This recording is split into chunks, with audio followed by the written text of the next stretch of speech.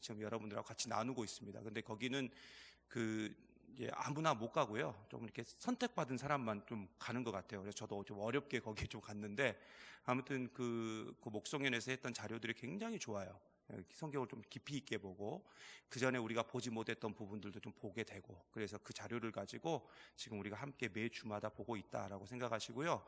그래서 여러분들에게 나눠드린 이 자료들, 이게 굉장히 중요한 자료니까 절대 잊어버리지 마시고 좀 잘 보관해서 가지고 계시면 좋을 것 같아요. 저도 지금 매주마다 제 컴퓨터에도 저장이 돼 있지만 제가 맞는 걸 다시 뽑아서 저도 그 파일첩에 이렇게 집어넣고 있거든요. 여러분들도 잘 넣어놓고 나중에 좀 잘 작성해서 넣어놓고, 귀한 자료들이, 이게 굉장히 비싼 자료예요. 여러분은 그냥 지금 듣지만 저는 이거 돈을 주고, 어마어마한 돈을 주고 제가 이거 공부를 한 거예요. 그러니까 여러분들이 자꾸 버리고 그러면 수업료 받을 거예요. 들어올 때 다 수업료 받을 거니까, 그래서 꼭 기억하셔서 좀 잘 이렇게 보관하시고 그렇게 했으면 좋겠습니다. 우리가 지난주에 그 여전도의 헌신 예배를 드리는 관계로 이 창세기 시간을 2주 만에 갖게 되었습니다. 한 주만 지나도 우리가 다 잊어버리는데 2주나 돼버렸기 때문에 내가 창세기를 공부를 했나 출애굽기를 공부를 했나 헛갈리는 그런 상황이 있다라고 가정을 미리 하고, 다시 처음부터 좀 시간이 걸리더라도 처음부터 좀 정리를 좀 하겠습니다. 여러분, 창세기는 단순히 하나님께서 천지를 창조하신 이야기가 아니라 그 안에 진짜 진리가 담겨져 있는데, 그 이야기는 뭐냐면 바로 모든 창조의 이야기는 예수 그리스도 한 분을 향하여 초점이 맞춰져 있다, 이렇게 말씀을 드렸어요. 모든 창조의 이야기는 누구에게 초점이 맞춰져 있다고요?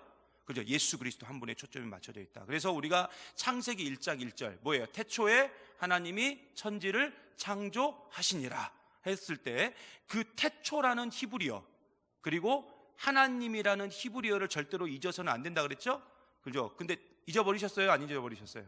안 잊어버리셨죠? 그냥 우리는 지금 엄청 수준이 높아졌기 때문에 절대 잊어버리면 안 돼요. 자, 태초, 베네시트, 그다음에 하나님, 엘로힘. 이 베네시트와 엘로힘은 절대로 잊어버리면 안 됩니다. 창세기 끝날 때까지 잊어버리면 안 되고, 주님 만나는 그 순간에도 베네시트, 엘로힘을 외칠 수 있을 만큼의 그 정도의 능력이 우리 가운데 있어야 돼요. 자, 이 베네시트, 엘로힘, 이 두 단어를 절대로 잊어버려서는 안 된다, 이렇게 말씀을 드렸어요.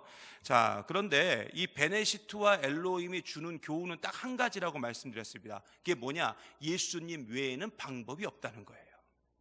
그리고 여러분, 하나님의 영이 수면에 운행하시니라 해서 그 운행이란 운행이란 말이 문자 그대로 해석하면 어떤 뜻이 있다 그랬어요? 알을 품다. 알을 품다라는 뜻을 가지고 있죠. 마치 품어진 알이 부화의 기간을 끝내고 단단한 껍질을 스스로 깨고 나와서 자라고 성숙한 생명이 되듯이, 하나님이 우리를, 그리고 출애굽한 이스라엘 백성들을, 그리고 택한 자녀들을 양육하고 이끌어 가신다는 의미가 뭐냐면 그게 운행하신다 라는 그 의미가 있다고 말씀드렸어요. 그래서 운행이란 어떤 의미가 있느냐? 바로 양육의 의미가 있고 사랑의 의미가 있다라고 말씀드렸습니다. 그러므로 예수님께서 우리를 구원하신 이유, 그리고 이 세상에 죽어가는 많은 사람들을 구원하시고자 하시는 이유는 뭐냐? 바로 우리를 사랑하기 때문에, 하나님이, 예수님이 나를 사랑하기 때문에 그렇게 하신 거예요. 또한 그 사랑은 뭘 통해서 확증됐어요? 십자가를 통해서 확증되었고, 그러므로 창조의 핵심 가치는 뭐냐? 우리를 향한, 나를 향한 하나님의 사랑, 즉 예수님의 사랑이고, 그 사랑의 이야기, 구원의 이야기가 창세기의 전체적인 내용, 성경의 전체적인 내용이다라고 여러분에게 말씀드렸습니다. 또한 우리는 지지난주에 절기에 대해서 배웠죠. 절기, 그죠? 절기, 우리가 해와 달과 별을 만드신 하나님을 보면서 우리가 절기에 대해서 배웠는데, 절기, 즉 모에드에 대해서 우리가 함께 봤어요. 여러분, 성경에 나오는 모든 절기는 누가 만드셨다? 사람이 만들었어요? 하나님이 만들었어요? 그죠? 하나님이 만드셨고, 이 절기들은 결국 우리를 향한 예수님의 구원의 이야기다라고 말씀드렸습니다. 그러므로 창조의 이야기는 사실은 예수님 중심이지만 실상은 결국 누구를 위한 얘기냐? 우리를 향한, 바로 나를 향한 하나님의 사랑 이야기이고, 우리가 창조의 목적대로 돌아오길 바라는 하나님의 그 귀한 마음이 모에드, 즉 절기 안에 다 담겨져 있다는 것입니다. 즉 우리가 구원의 재창조를 통해서 재창조의 삶, 즉 인간이 만들어진 그 목적대로 살아가길 바라는 그 하나님의 마음이 담겨져 있는 게 뭐냐? 그게 모에드, 그게 바로 절기다, 이렇게 말씀을 드렸어요. 그래서 해와 달과 별이 만들어졌다라고 말씀드렸습니다. 그렇다면 이렇게 예수님의 사랑과 은혜로 말미암아 구원의 재창조를 경험한 우리는 구체적으로 이젠 어떻게 살아야 될 것인가, 어떻게 살아야 될 것인가 하는 것이 바로 오늘 문제의, 오늘 말씀의 어떻게 보면 물음이고 질문이에요. 그리고 그 질문에 대한 답이 바로 오늘 말씀 가운데 또 다 나와 있습니다.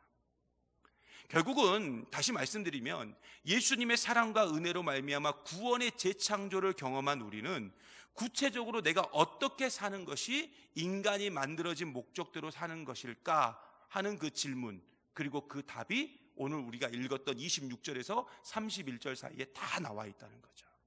여러분, 우리가 26절과 31절의 말씀을 보기 전에 먼저 24절과 25절 말씀을 좀 봐야 될 것 같아요. 24절, 25절. 자, 우리 유인문을 보면서 자, 24절, 25절 같이 보겠습니다. 시작.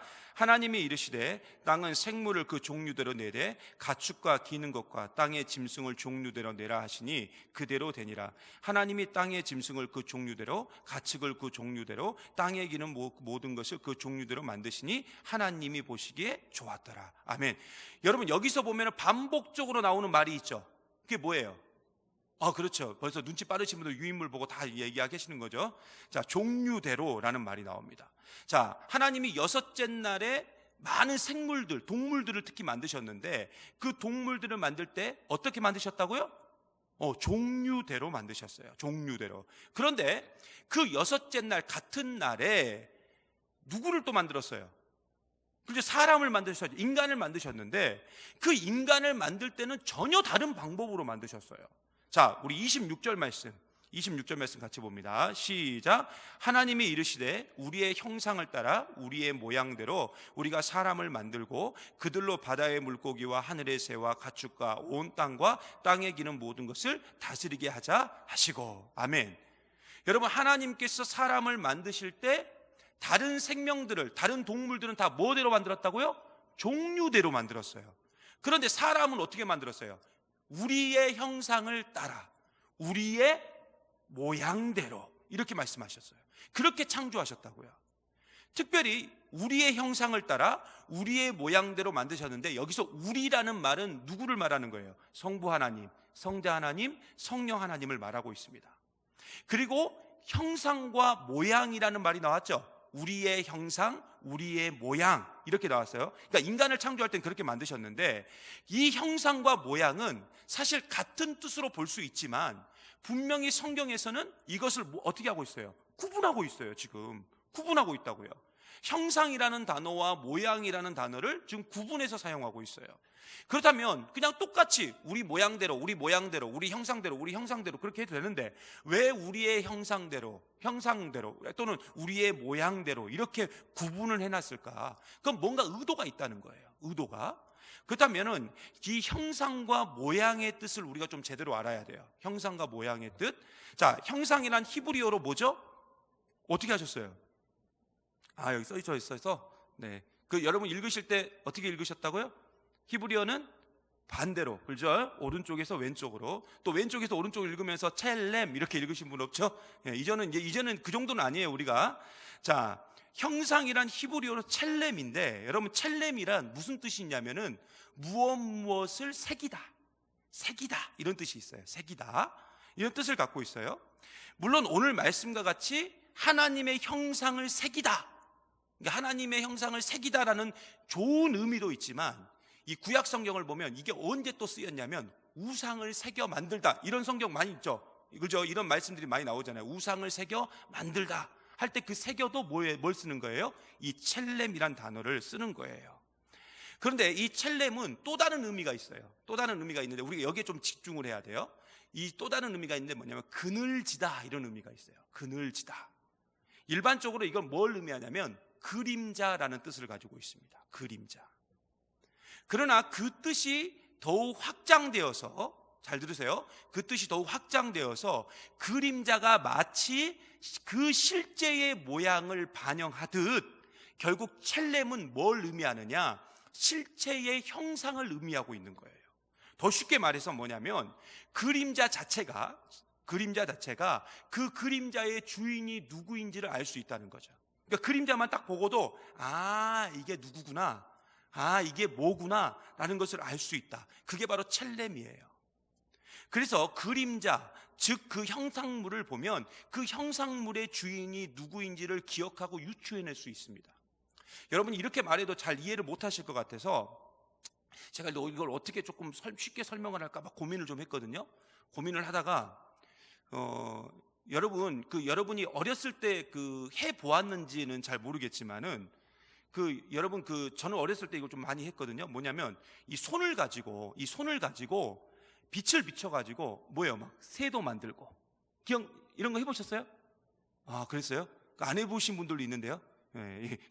해보세요. 오늘 집에 가서 이렇게 새도 만들고, 그죠? 이게 뭐야? 그러면 이게 새다, 나비다, 이렇게 하는데 새도 만들고, 또는 막 강아지도 만들고, 토끼도 만들고, 이런 기억들이 다 있으실 거예요. 예전에는 워낙 놀거리가 없으니까 빛을 비춰가지고 손으로 여러 가지 동물도 만들고 사물도 만들어서 놀던 그런 기억이 저한테 있어요. 심지어 그것을 가지고 막 게임도 했어요. 무슨 게임이냐? 막 이렇게 모양을 만들어 보는 거죠. 그래서 이게 뭐냐고 맞춰보라기도 하고, 또 서로 자 이거 만들어봐 저거 만들어봐 해가지고 또 그렇게 해가지고 만들어가지고 그것이 뭔지 또 이렇게 또 모양을 만들어가지고 또 잘했는지 못했는지 확인도 하고. 그런데 여러분, 그 그림자를 보면 그것이 무엇인지 사실은 거의 다 맞췄어요. 이렇게 하면 저 새다, 이렇게 하면 강아지다, 대충 이렇게 그 느낌으로 오니까 거의 다 맞추고 거의 다 만들어내기도 했습니다. 여러분, 우리는요 누구의 형상대로 창조됐죠? 그죠? 하나님의 형상대로. 그러므로 이걸 우리가 그대로 적용해 보면 우리가 그림자 놀이를 통해서 그것이 토끼인지 강아지인지 또는 새인지 나비인지 우리가 구분하는 것처럼 우리를 보고 그림자인 우리를 보고 믿지 않는 자들이, 또 많은 사람들이 하나님을 생각해내고 하나님을 유추해야 된다는 것을 지금 오늘 말씀 가운데 이야기하고 있는 거예요. 물론 여러분, 이렇게 사는 것이 결코 쉽지는 않아요. 하지만 우리가 분명히 하나님의 형상대로 지음받았고, 우리는 하나님의 모습대로 새겨졌고, 우리는 하나님을 바로 떠오르게 하는 그림자가 되어야 될 줄 믿습니다. 그리고 우리는 모양대로 지음을 받았어요. 누구의 모양대로? 하나님의 모양대로. 여러분, 여기서 모양이란 뭐예요? 때무트예요. 때무트. 이 때무트라는 뜻은 뭐냐면 닮다라는 뜻을 갖고 있어요. 무슨 뜻을 갖고 있다고요? 닮다. 여기서 닮다라는 것은 똑같은 걸 의미하는 게 아니에요. 똑같은 걸. 이게 똑같은 걸 의미하는 게 아니라, 예를 들어서 이건 뭘 의미하냐면은, 예를 들어 제 아들 녀석을 딱 보고, 제 큰 아들을 보고 많은 분들이, 예를 들어서 저희 작은 아들을 보고 많은 분들이, 예를 들어 교인들 중에 어떤 분이 야 너는 진짜 아빠 안 닮고 엄마 닮아가지고 이렇게 얌전하구나 이렇게 말씀하시는 분이 있었어요, 우리 교인 중에. 그래서 제가 얘기하는 거예요. 저는 참고로 A형이거든요. 두고두고 마음에 담고 있어요. 그렇게 하는 걸 제가 들었어요. 아무튼 여기서 보세요. 엄마를 닮아서 너는 얌전하구나 라고 했을 때 그 닮다라는 것이 모양이 똑같다는 거예요? 똑같이 생겨서 그런 거예요? 아니요, 그런 의미는 아니에요. 그래도 우리는 그때 뭘 써요? 닮다라는 말을 써요. 그러니까 이 때무트는 그런 닮다의 의미예요. 그냥 복사해서 찍어내듯 나오는 그 닮다가 아니고, 엄마를 닮았구나, 아빠를 닮았구나 하는 그 닮다의 의미죠. 그러므로 여러분, 형상과 모양은 사실 그 의미가 다르지만 분명한 공통점이 있어요. 그러니까 우리를 통해서 누가 나타나야 되느냐? 하나님이. 특별히 예수 그리스도가 우리 가운데 보여져야 된다는 거죠. 그리고 우리를 보면서 누가 생각나야 되는 거예요? 하나님이 생각이 나야 되는 거예요. 여러분, 골로새서 1장 15절 말씀, 골로새 1장 15절 말씀 같이 한번 볼까요? 시작. 그는 보이지 아니하는 하나님의 형상이시요 모든 피조물보다 먼저 나신 이시니. 즉 예수님은 하나님의 형상이라는 거예요. 그래서 우리는 예수님을 통해서 누구를 알 수 있는 거예요? 하나님을 알 수 있는 거죠. 하나님을. 그리고 하나님을 생각해낼 수 있는 거예요. 예수님을 보면서. 자, 그리고 예수님은 요한복음 14장 9절에 하나님을 보여달라고 하는 제자 빌립의 질문에 이렇게 대답하셨어요. 같이 한번 보겠습니다. 14장 9절 시작. 예수께서 이르시되 빌립아, 내가 이렇게 오래 너희와 함께 있을 때 네가 나를 알지 못하였느냐? 나를 본 자는 아버지를 보았거늘 어찌하여 아버지를 보이라 하느냐? 아멘. 예수님은 자신을 보면 누구를 볼 수 있다? 아버지. 그 아버지가 누군데요? 하나님을 볼 수 있다 이렇게 말씀하셨어요. 또한 요한복음 12장 45절에 보면 이렇게 증가합니다. 같이 봅니다. 시작. 나를 보는 자는 나를 보내신 이를 보는 것이라. 아멘. 여기서 나를 보내신 이가 누구예요? 그렇죠? 하나님이죠. 하나님 아버지예요. 결국은 예수님을 본 사람은 누구를 볼 수밖에 없는 거예요? 그죠? 하나님을 볼 수밖에 없어요. 그게 지금 핵심이에요. 이 말씀들의 핵심인데, 바로 예수님은 하나님의 형상이고 하나님의 모양대로 지음을 받으신 분이라는 거죠. 여러분, 로마서 8장 29절에 보면은 사도 바울은 이렇게 증거하고 있습니다. 로마서 8장 29절 봅니다. 시작. 하나님이 미리 하신 자들을 또한 그 아들의 형상을 본받게 하기 위하여 미리 정하셨으니 이는 그로 많은 형제들 중에서 맏아들이 되게 하려 하심이니라. 아멘. 여러분, 여기서 보면 미리 이 하신 자가 아니라 아신 자입니다. 죄송합니다. 미리 아신 자라고 나와요. 미리 아신 자. 하나님이 미리 하신 자가 아니라 아신 자예요. 미리 아신 자는 누구를 말하냐면 저와 여러분을 말해요. 우리를 말한다고요. 우리를 말하는데, 그러니까 우리가 그 아들의 형상, 즉 예수님을 본받게 하기 위해서 우리를 어떻게 하셨다? 미리 선택하셨다. 누구를 본받게 하기 위해서요? 예수님을. 그러니까 우리가 예수님을 본받게 하기 위해서 우리를 미리 선택하셨고, 예수님을 뭘로 만드신 거예요? 맏아들로 만들어 주신 거예요. 맏아들로. 이게 좀 어렵더라도 여러분 차곡차곡 가다 보면 답이 나와요. 잘 들으세요. 자, 여러분, 맏아들이란 두 자로 하면 뭐예요? 이제 장남이죠. 장남. 그죠? 여러분, 장남이라는 것은 결국 뭐가 있다는 거예요? 형제가 있다는 거예요. 그렇잖아요. 맏아들이라는 것은 형제가 있다는 거예요. 여러분, 형제도 없는데 나는 장남입니다 이렇게 말하는 사람은 없어요. 이 형제가 있기 때문에 맏아들이 될 수 있고 장남이라는 표현을 사용할 수 있는 겁니다. 그런데 여러분이 아시다시피 예수님은 독생자잖아요. 그렇잖아요. 독자예요. 독생자라고요.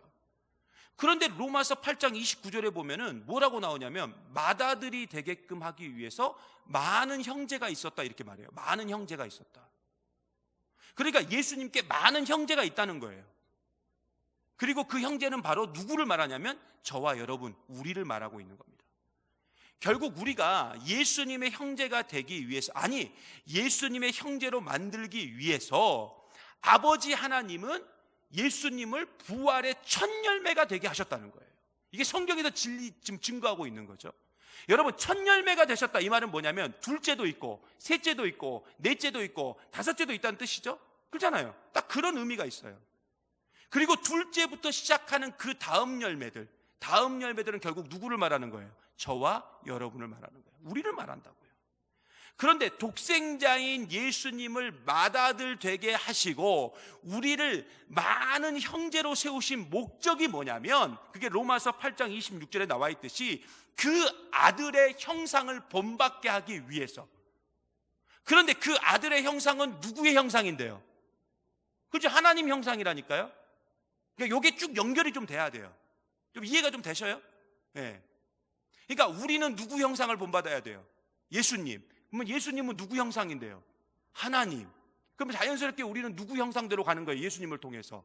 그죠? 와우, 굉장한데요? 이렇게 많이 하시면 어떡하지? 여러분, 결국 우리는 예수님의 형상을 1차적으로 본받아야 돼요.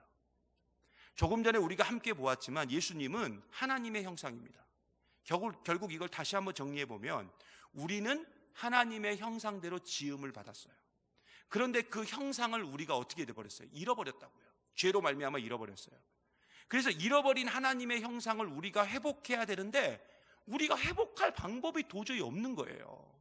하지만 우리로 하여금 하나님의 형상을 본받고 회복하게 하기 위해서 우리를 대신해서 예수님께서 저 십자가에서 죽으시고 부활하심을 통해서 부활의 첫 열매가 되심으로 우리에게 뭐가 된 거예요? 큰형이 된 거예요. 큰형. 큰형이 된 거예요. 그러니까 우리 큰형님은 누구예요? 여러분의 큰형님이 누구예요? 예수님. 그러니까 사람들이 물어볼 거 아니에요. 당신의 큰형님은 누구입니까? 예수님입니다. 이렇게. 예, 우리 큰형님. 그러니까 잘 보세요. 결국 창조의 이야기는 우리를 향한, 잘 들으셔야 돼요. 다시 한번 말씀드려요. 창조의 이야기는 누구를 향한? 우리를 향한, 나를 향한 예수님의 사랑, 하나님의 사랑 이야기가 전부 뭐냐? 창세기에 나오는 창조의 이야기예요. 그러니까 우리는 창조의 이야기를 보면서 맨날 뭐만 보는 거예요? 첫째 날은 빛을 창조하고 둘째 날은 궁창이 나눠지고 맨날 그런 거 외우잖아요. 그리고 아이들한테 맨날 그것만 심겨줘요. 그러니까 아이들이 그것만 외우고 있는 거야. 달달달달달. 그거 외우고 그냥 끝. 마지막 날 안식했더라. 뭐 이렇게 끝나는 거죠. 그런데 그 안에 있는 핵심의 내용을 우리가 하나도 전달해 주지 못하고 있어요. 그 안에 있는 핵심의 내용은 뭐예요? 우리를 향한 하나님과 예수님의 사랑 이야기, 구원 이야기. 그러니까 그 해를 누구를 위해서 만드신 거예요? 하나님을 위해서? 아니에요. 우리를 위해서. 동물을 누구를 위해서 만들어 주신 거예요? 그저 우리를 위해서. 바다는 누구를 위해서? 우리를 위해서. 저 하늘도 우리를 위해서. 봉화산도 누구를 위해서? 우리를 위해서. 그래서 자꾸 좀 올라가야 되는데 못 올라가고 있어요. 그러니까 결국은 우리가 창조의 목적대로, 즉 하나님의 형상과 모양대로 살기를 바라는 그 하나님의 구원 이야기가 바로 창세기의 주된 내용입니다. 그렇다면 하나님의 형상과 모양대로 창조된 그렇다면 우리는 어떻게 살아야 되느냐? 그게 바로 오늘 28절에 나왔어요. 자, 28절 말씀 같이 한번 볼까요? 시작. 하나님이 그들에게 복을 주시며 하나님이 그들에게 이르시되 생육하고 번성하여 땅에 충만하라. 땅을 정복하라. 바다의 물고기와 하늘의 새와 땅에 움직이는 모든 생물을 다스리라 하시니라. 아멘. 여러분, 이 말씀에는 하나님이 인간, 즉 우리를 창조하신 목적이 딱 나왔어요. 우리를 창조하신 목적이 나왔어요. 그렇다면 하나님이 우리를 왜 창조하셨느냐? 잘 보세요. 하나님이 그들에게 뭘 줬다고요? 복을 줬어요. 그러니까 우리를 창조하신 목적은 뭐냐면 복주기 위해서. 복주기 위해서 우리를 하나님의 형상대로, 하나님의 모양대로 창조하셨다고요. 근데 여러분, 여기서 나오는 이 복이란 뭐냐면은 히브리어로 바라크예요. 바라크. 근데 이 바라크가 어떤 의미가 있냐면, 우리는 복 하면은 이제 잘 먹고 잘 사는 거 그거 생각하잖아요. 로또 복권 1등 당첨되고 이런 거. 그런데 여기서 말하는 이 바라크의 의미는 어떤 복의 의미를 갖고 있냐면, 무릎을 꿇고 경배하고 찬양하고 예배하다라는 뜻을 가지고 있어요. 굉장히 충격을 먹은 지금 이 모습들은 뭐죠? 내가 생각했던 복이 아니었네? 뭐 이렇게 지금 그런 모습인데요. 여러분, 그러니까 진정한 복은 뭐냐면 지금 여러분처럼 하나님 앞에 무릎 꿇고 하나님만이 나의 주인이고 내 삶의 주관자임을 인정하고 하나님께 경배하고 예배하는 것이, 그게 뭐라고요? 그게 복이라니까요. 그러니까 이 자리가 그럼 어떤 자리예요? 이제 복된 자리예요, 지금 이 자리가. 그러면 여러분은 지금 그 복을 받고 있는 거라고요. 아멘이 안 나오잖아요. 지금 보세요. 아멘이 안 나와요. 예. 자꾸 무슨 로또 복권 1등 당첨되게 하여 주시옵소서 이래야 나올라나. 여러분, 여기가 지금 복된 자리인 줄 믿습니다. 여러분이 지금 다 복된 사람이에요. 여러분, 성경은요 절대로 물질적인 것을 한 번도 복이라고 말한 적이 없어요. 우리가 그렇게 생각하는 거죠. 여러분, 성경에서의 복은 하나님께 예배하는 것이고 예배하는 곳에 있는 그 사람이 바로 복된 사람인 줄 믿습니다. 그러므로 지금 여러분이 가장 복된 사람이에요. 그리고 가장 행복한 사람이에요. 행복한 사람이에요. 그래서 여러분, 자꾸 여러분에게 말하잖아요. 우리는 왜 예배 시간마다 우리가 인사하는 게 뭐예요? 우리는 행복한 사람입니다. 그거 시키는 이유가 있어요. 그런데 우리는 그렇게 말을 하고 인사를 해도 그냥 형식적으로 하는 거예요. 우리는 행복한 사람입니다. 우리는 행복한 사람입니다. 그러면서 속으로는 나는 불행하다, 나는 불행하다.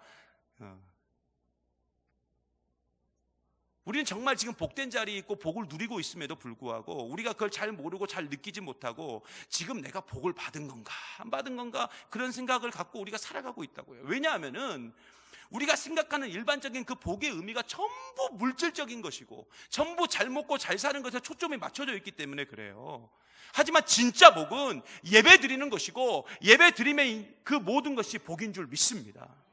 여러분, 지난 주일에도 말씀드렸지만 우리는 원래 예배를 드릴 수 있는 존재가 아니었다니까요. 하지만 하나님의 은혜, 하나님의 사랑으로 말미암아 예배를 드릴 수 있는 존재가 되었다고요. 낮고 천한, 그리고 버러지보다 못한 우리가 그 위대하신 하나님을 만나고 하나님께 예배 드릴 수 있다는 것, 그것이 얼마나 큰 복인지 몰라요. 특히 여러분, 이렇게 예배 드리는 것도 복인데 예배를 섬기시는 분들은 더 복받은 거예요. 더 복받은 거라고요. 여러분 생각해 보세요. 예배 드리는 게 복이에요, 복이 아니에요? 복이죠. 제 말이 아니에요. 지금 성경에서 그렇게 말하고 있는 거예요. 그런데 그 복받는 자리에서 이렇게 오늘 글로리아처럼 그 한 부분을 섬기고 있다, 맡아서 내가 섬기고 있다, 그러면 얼마나 더 큰 복이겠습니까? 여러분, 주일날 1부도 그러고 2부도 그러고 오늘 글로리아도 마찬가지고 좀 이 자리를 좀 사모하세요. 좀 많이 좀 앉았으면 좋겠어요. 우리 찬양대 좀 자리가 부족해가지고 당회의 안건으로 좀 찬양대석 늘려주세요. 이게 안건으로 좀 재직회의 안건으로 좀 올라왔으면 좋겠어요. 여러분, 우리 교회 정도 되면, 우리 2부의 할렐루야 찬양대 정도 되면 무대도 한 40명 이상은 앉아야 되지 않겠습니까? 우리 교회 규모 정도 되면. 근데 정말 지난주에 우리끼리 얘기지만 지난주에 18분 앉았어요. 18분. 여러분, 이러면 안 돼요. 왜 자꾸 복된 자리를 이렇게 외면하세요? 여러분, 찬양대만 그러세요? 우리 수요일도 저는 늘 진짜 우리 이선희 권사님 여기 앞에 혼자서 계시는데 외롭잖아요. 항상 날개는 2날개가 있어야 되는데 우리 서동훈 전사님이 날개도 아니고 사실 서동훈 전사님은 몸통이죠, 몸통. 그러니까 여기 또 날개가 하나 더 있어야 돼요. 빨리 좋은 말 할 때 다음 주에 한 분 여기 빨리 쓰세요. 얼른 좀 더 균형을 좀 맞춰주세요. 여러분, 찬양팀도 주일날 찬양팀도 싱어가 없고 수요일도 마찬가지고, 여러분 악기 연주자도 얼마나 부족합니까? 그리고 여러분, 우리 교회 피아노, 저 신디, 저 드럼, 저 상태 아세요? 내일 모레 운명하실 상황이에요. 저번에 피아노 조율하러 오셨다가 피아노 조율하시는 장로님이 깜짝 놀라가지고, 목사님 이런 건 중고로도 제가 안 갖고 갑니다 그랬어요. 저 신디를 보시더니 이건 뭐 쓰레기입니까? 이렇게 저한테. 이런 상황에서 우리가 어떻게 최고의 하나님께 최선의 예배를 드린다고 우리가 말할 수 있겠냐고요.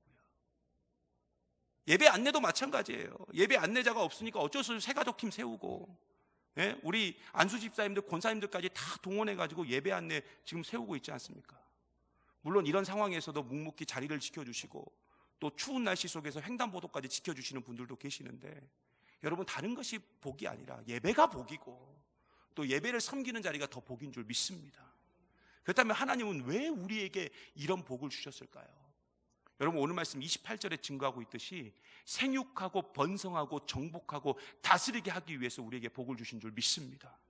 그런데 생육, 번성, 정복, 다스림은 왕에게만 주어진 고난이에요. 누구에게만 주어진 거라고요? 근데 이게 누구한테 주어졌어요? 사실은 우리한테. 그럼 우리가 누구라는 거예요? 왕이에요. 왕.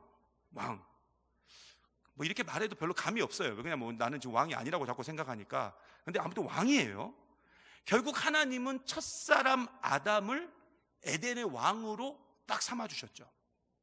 그런데 이것은 여러분, 생육하고 번성하고 뭐 정복하고 다스리다, 이 의미는 단순히 정복의 의미가 아닙니다. 이걸 자꾸 그렇게 오해하면 큰일 나요. 이 말은 무슨 말이냐면은 생명의 확장을 의미해요. 뭘 의미한다고요? 생명의 확장. 그러니까 정말로 진정하고 진실한 기독교 정신이 딱 그 안에 들어가잖아요. 예수의 정신이 딱 들어가잖아요. 그러면은 그곳에는 결국 생명의 회복이 일어나는 줄 믿습니다. 그곳에는 치유가 일어나고 생명을 살리고 세우는 놀라운 하나님의 역사가 일어날 수밖에 없다는 거예요. 여러분, 오늘 우리가 새벽에도 봤죠? 예수님께서 이런 말씀하셨어요. 역설의 진리에 대해서 얘기하시면서, 인자가 온 것은 섬김을 받으려 함이 아니요 도리어 섬기려 하고 자기 목숨을 많은 사람의 대속물로 주려 함이니라. 마가복음 10장 45절 말씀.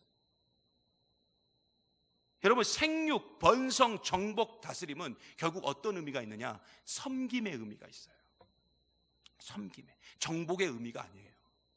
결국 생명을 살리기 위해서는 우리가 뭘 해야 되는 거예요? 섬겨야 되는 거예요. 낮아져야 되는 거예요.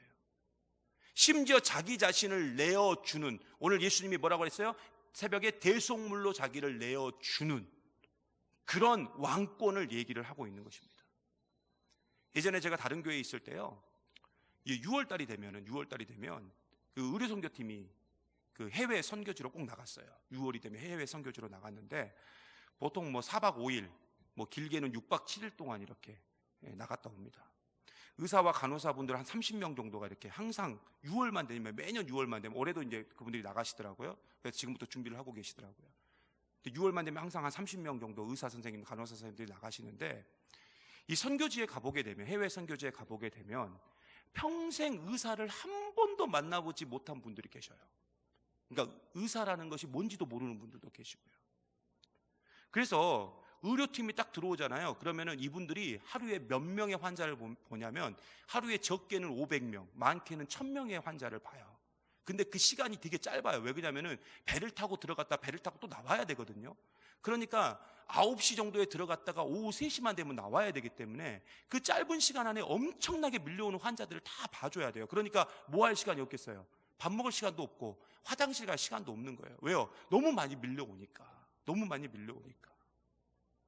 그런데 제가 지금 뭘 얘기를 하려고 그러냐면, 이렇게 헌신하는 것도 헌신하는 건데, 이분들이 이렇게 선교지에 가기 위해서 의사분들은, 개인 병원 하시는 분들은 뭘 해야 되는 거예요? 그러면 자기 병원 문을 닫아야 돼요. 근데 뭐 여러분, 의사분들이 제가 이야기를 들어보니까 하루 진료를 안 하면 손해가 엄청나대요. 손해가, 하루 진료를 안 하면. 그런데 길게는 7일 동안 문을 닫는다고 생각해 보세요. 병원 문을 닫는다고 생각해 보세요. 물론 뭐 그 중간에 뭐 예를 들어서 주일도 껴있고 뭐 그런다고 하더라도 그 손해가 엄청나죠.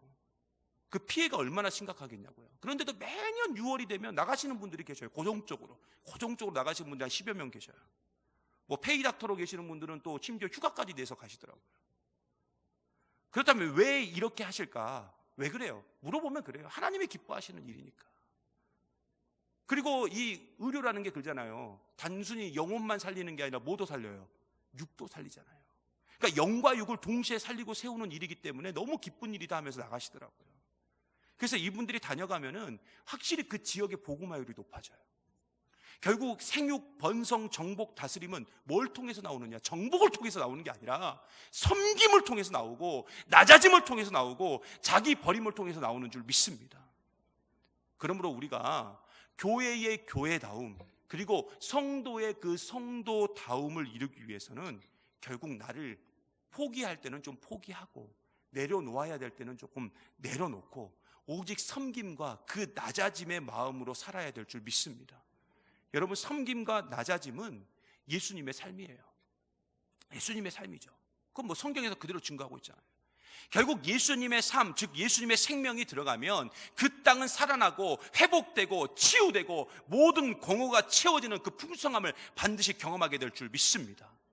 그러므로 우리는 하나님의 형상대로 살아야 돼요. 그래서 복된 인생이 되어서 우리가 머무는 곳곳마다 공허가 사라지고 흑암이 사라지고 혼돈이 다 물러가고 사망의 썩은 냄새가 다 사라지는 그러한 곳이 돼야 될 줄 믿습니다. 그래서 우리는 왕권을 회복해야 돼요. 여러분, 베드로가 이런 고백을 했어요. 우리는 어떤 제사장? 왕 같은 제사장이다.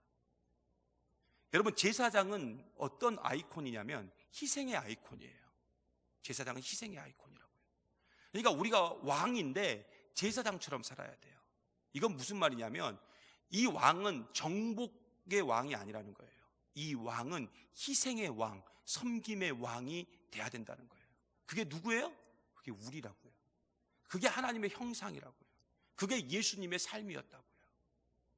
그러므로 우리가요, 이제는 희생하고 섬기고 또 낮아지는 그 삶을 살아갈 때 진정한 왕권을 회복할 수 있고, 또 왕의 삶을 살아갈 수 있고, 우리를 통해서 모든 것들이 회복되는 놀라운 역사를 반드시 보게 될 줄 믿습니다. 여러분, 말씀 마칠까 합니다.